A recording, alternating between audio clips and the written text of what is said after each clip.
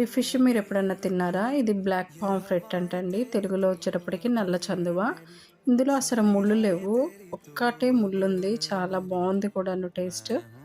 మీరు కూడా ఒకసారి ఈ పద్ధతిలో ట్రై చేయండి. నేను ఎయిర్ ఫ్రైయర్లో పెట్టాను. ఇంకా ఆయిల్ ఫ్రీ అనమాట.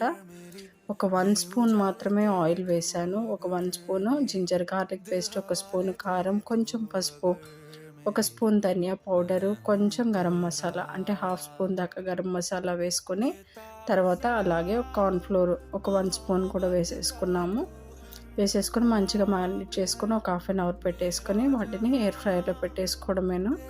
ఇక 200 డిగ్రీ సెంటీగ్రేడ్స్ దగ్గర పెట్టుకొని ఒక 10 మినిట్స్ మాత్రమే పెట్టాను. మళ్ళీ తర్వాత 10 మినిట్స్ కుక్ అయ్యాక మళ్ళీ దాన్ని టర్న్ చేసేసుకొని పెట్టుకున్నాను అనమాట. తర్వాత చాలా టేస్టీగా మంచిగా ఉడికిపోయింది. 20 మినిట్స్ దాకా ఉడికించుకున్నాను. ఒక 10 మినిట్స్ అటు మళ్ళీ తిప్పేసుకున్నాక ఒక 10 మినిట్స్. సో మంచిగా ఉంది. మీరు కూడా ఒకసారి ట్రై చేయండి. దీన్ని ఫిషే ఫ్రై చేసేసుకుంటారు. బట్ నేను ఇలా కట్ చేయించుకున్నాను. లోపల ఉడికినట్లు అనిపించదు అలా ఫిష్గా చేస్తే నాకు. సో అందుకని ఇలా ముక్కలు కట్ చేయించేసుకొని ఫ్రై చేసేసాను. చాలా టేస్టీగా ఉంది.